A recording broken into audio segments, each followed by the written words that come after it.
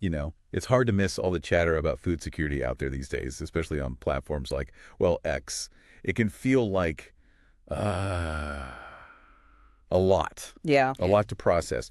So today we are taking a deep dive into the American food system, see what's really going on. Hmm. We've got some really interesting sources for you today, a mix of agricultural data reports Okay. and a casual conversation between an expert and somebody who's just really curious about how food actually gets to our tables Right. here in Yeah. the U.S. Right. One question that kept popping up on X, and we are going to unpack that today, is this: Okay. if big ag, those massive corporate farms Right. that really dominate the food landscape, if they suddenly poof disappeared, Yeah. could the 93% of smaller independent farms in America actually feed everyone? It's a really interesting question, and I think what makes it even more interesting is like Yeah. when you look at those conversations happening on X, there is real anxiety there Right. and hope mixed in with all that data. So I think it reminds us that this isn't, an academic exercise. This is something that impacts. Absolutely. It's not just numbers. It's Yeah. like it's about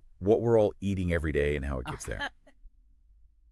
So let's dig into this two-tiered system thing that our sources keep highlighting. Okay. We've got, on the one hand, big ag pumping out what one source called monoculture slop, Right. those endless fields of corn and soybeans. Hmm. And then on the other hand, you've got this world of like bougie local produce, often found at, farmers markets, but can feel kind of out of reach for a lot of people. Yeah, that's a great, that contrast gets to the heart of it.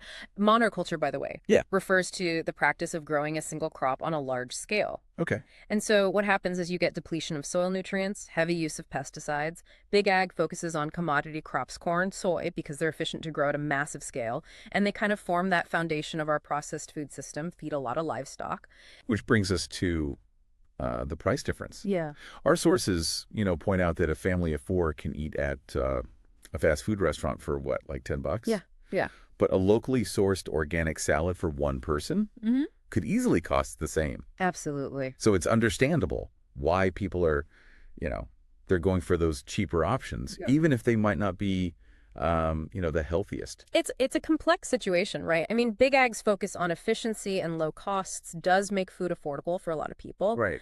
but it does often come at the expense of nutritional value. And it kind of creates like a system where access to healthier food is determined by your income. It raises questions about like how we even define food security. Is it simply about having enough calories, or should it be about nutritional quality, access to diverse, healthy options? That's such a good point. Yeah. It's not just about filling bellies. Right. It's about nourishing people, right? Okay, so Yeah. let's get to this thought experiment that our sources posed. What if big ag vanished? Yeah. Just overnight, gone. Mm. Could those smaller independent farms, the Yeah. ones that actually make up the vast, majority, Yeah. step in and feed everyone? Yeah.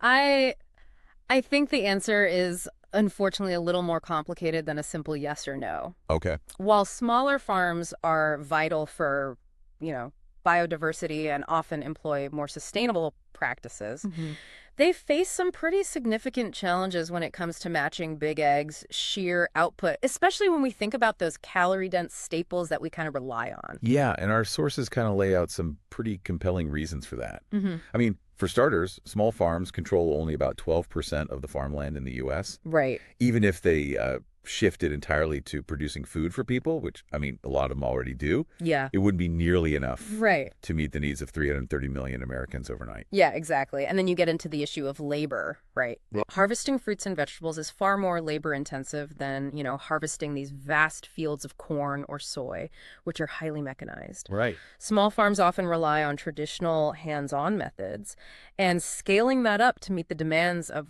the entire nation would require a massive workforce and a huge investment in infrastructure. Right. And our sources also talk about efficiency. Well- Big ag has, they've invested a lot in technology farming practices designed to like just maximize yield per acre. Right. Small farms often operating on much tighter margins. Yeah. They may not have those resources, Yeah. which could really impact their ability to compete on a national scale. It's an important point. It's not that small farms are inherently less efficient. Yeah. It's that they often prioritize different values, like environmental sustainability or animal welfare. Okay. And that can impact their bottom line. So it seems like this thought experiment isn't so much about, pitting big ag against small farms, but rather it's revealing how complex and interconnected our food system is. Absolutely. It begs the question, if just wishing big ag away isn't the solution. Yeah. How do we actually work within this system Right. to make it more resilient, more sustainable, and honestly, more equitable?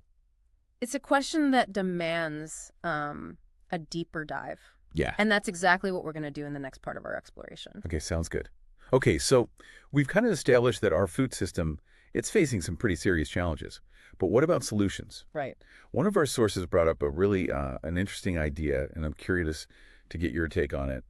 What if instead of trying to just eliminate big ag altogether, we could somehow leverage their strengths Okay. to actually produce healthier food that is still affordable? Yeah. It's like, can we hack the system from the inside out? That's a fascinating proposition. It's almost like saying, can you convince the folks who make those irresistible yet often not so healthy processed foods to use their expertise and their skills and their power to create these options that are just as appealing but also accessible and better for you. Exactly. And one area our sources highlighted was legumes, lentils, chickpeas, beans. Right. They're already produced on a pretty large scale. Yeah. They're tacked with protein, fiber, and they require way less water to grow than something like corn, for instance. That's a great point about water, especially given, the increasing concerns about water scarcity. Right. And then, think about things like nutrient-dense greens, right? Your kales, your spinaches. Those can be a little trickier because they are more perishable. They're more labor-intensive to harvest. Right. But there are innovations out there, right? Like indoor vertical farming, hydroponics, growing plants in nutrient-rich water instead of soil that could potentially address some of those hurdles. Okay, but let's be real for a second. Taste matters. Could we really convince people to swap their burgers and fries for a lentil burger? Right. I love lentils, but Right. Well, I think that's where food science comes in, right? Imagine those same flavor labs that are engineering those incredibly craveable snacks and kind of tasty but not so good for you foods. Right. Turn their attention to making healthier options just as tempting, Yeah. What if we had a lentil burger that was as viscerally satisfying as a fast food burger? Okay, now that's something I could get behind. But even if we could make healthier food more appealing, wouldn't we still be dealing with, monoculture, the environmental impact of large-scale agriculture? That's true. Those are ongoing concerns. Yeah. However, I do think that even shifting a portion of Big Ag's output toward those more nutritious options could have a significant impact on public health, right? And if you look at what people are saying on X, there's definitely a desire for, affordable, healthy choices. Yeah. People are frustrated that it feels like they have to choose between cheap food and good food. Right. This could be a way to kind of bridge that gap. Yeah, absolutely. But let's shift gears for a moment. Okay. To something that's been weighing on a lot of people's minds, this connection between food security and national security. Yeah, it's a growing concern, especially, I think, in light of the geopolitical shifts that we're seeing, globally. The U.S., like many other nations, relies on imports for a significant portion of its food supply, which makes us vulnerable to disruptions in trade or, conflicts. Our sources point out that back in 2021, 60% of the fresh fruit and 38% of the vegetables consumed in the U.S. were imported. That's a lot. It's a lot, yeah. And we've seen how those disruptions can play out, in real life. I mean, the war in Ukraine, it really sent shockwaves through the global wheat market, caused prices to just skyrocket. Absolutely, and it's not just conflicts, right? Yep. Climate change is already impacting food production worldwide. Right. Droughts and crop failures are becoming more frequent, more severe. This can lead to countries enacting export bans to protect their own food supplies, which further destabilizes the global market. It's like everybody's suddenly realizing that food equals power, Yeah. and that has some pretty serious implications. And it's not just happening, over there. Right. The USDA and even the Pentagon have flagged food security as a potential vulnerability for the United States. One of our sources used this really striking analogy. They compared the global food system to like a Jenga tower. Okay. Each drought, each conflict, each export ban, it's like pulling out another block. Oh, wow. Making the whole structure more and more unstable. It's a really powerful image, Yeah. and it makes you realize how precarious the whole situation is. And to make matters even worse, Right. you've got this rise of these, like, we got ours, nationalistic policies, Yeah. where countries are, like, prioritizing hoarding resources, enacting export bans to protect their own interests. Right. It's a short-sighted approach that ultimately undermines everyone. This mentality creates this ripple effect, leading to price spikes, shortages, increased instability.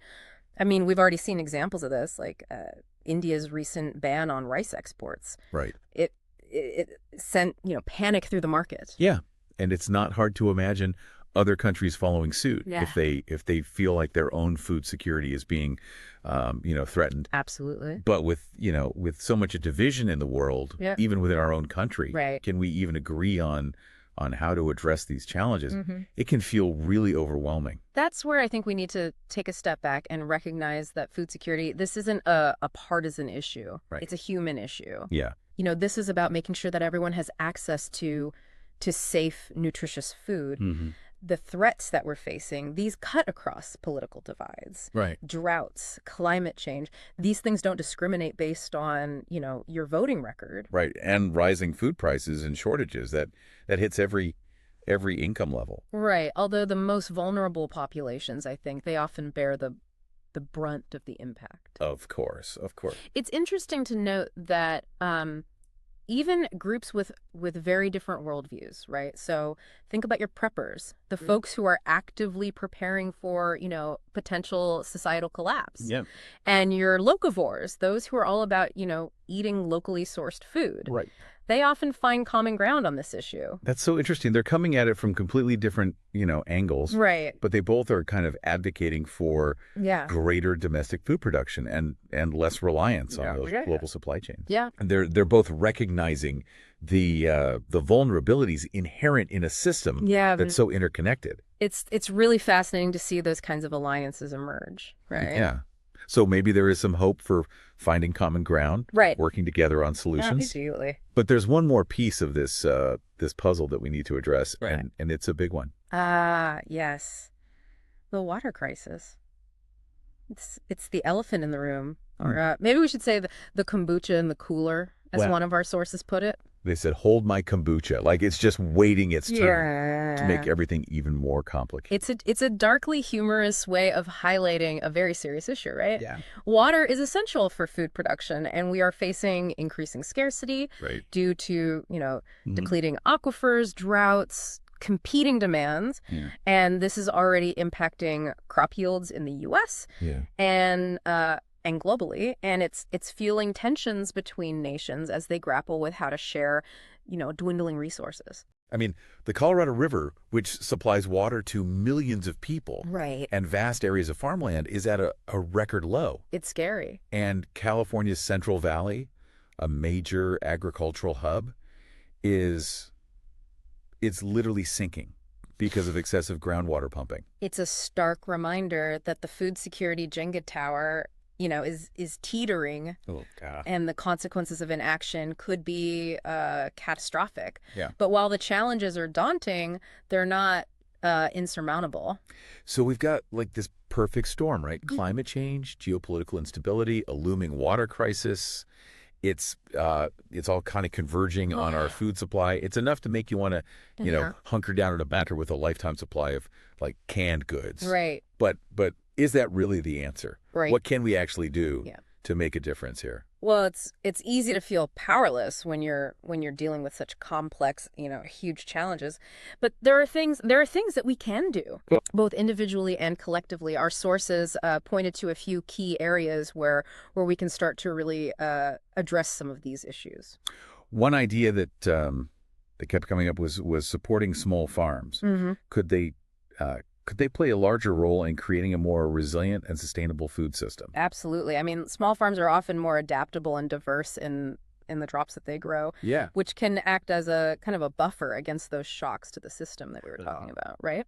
They also tend to employ more sustainable farming practices, which Mhm. are, of course, better for the environment and Mhm. can help conserve those precious resources like water.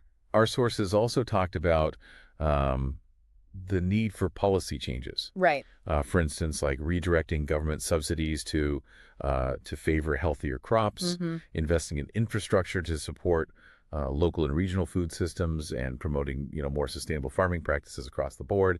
Those are all critical steps. I mean, right now, a lot of our agricultural policies, they incentivize the production of, commodity crops like corn and soy, Right. which, as we discussed, primarily go to feeding livestock Yeah. and fueling the processed food industry. Yeah. So shifting those subsidies to support the production of, more fruits, vegetables, legumes Okay. could make a huge difference Right. in making healthier food more affordable and accessible. And then there's the power of our individual choices. Yeah, I absolutely. mean, reducing food waste, Hmm. supporting local farmers markets, Yeah. even just being more mindful of where our food comes from and Right. all the resources that go into producing it. All of that Right. can have a real collective impact. It's true. I mean, every action that we take, even something as simple as, choosing to buy a locally grown apple Yeah. instead of one that's been shipped across the country, those little things add up. It's about recognizing that our choices have consequences Hmm. and that we're all part of this, interconnected web. I feel like this deep dive has really opened my eyes to just how complex and Yeah. interconnected all these issues really are. Sure. It can feel overwhelming at times, Right. but it's also empowering to realize that we're not powerless. Right. We can all make choices that contribute to a more secure and sustainable Yeah. food future. And that's the key takeaway here, I think. Food security, this isn't just some, abstract concept. It's about people, right? Yeah. It's about families struggling to put food on the table. Wow. It's about ensuring that, future generations have access to the resources that they need to thrive. It's about the health of our planet. And it's an issue that deserves our attention, Yeah. our understanding, and our action. Absolutely. So I really encourage everyone listening, keep learning, keep asking questions, and keep making choices that align with your values. Right. There's so much information out there, Yeah. and it's easy to get bogged down in the doom and gloom. Right. But there's also a lot of hope Yeah. and innovation happening. Find the things that inspire you. Connect with others Yeah. who share your concerns. Absolutely. And let's work together to build a better food future. Well said. And on that note, I think we'll wrap up this deep dive. Okay. Thanks for joining us. And until next time, keep diving deeper.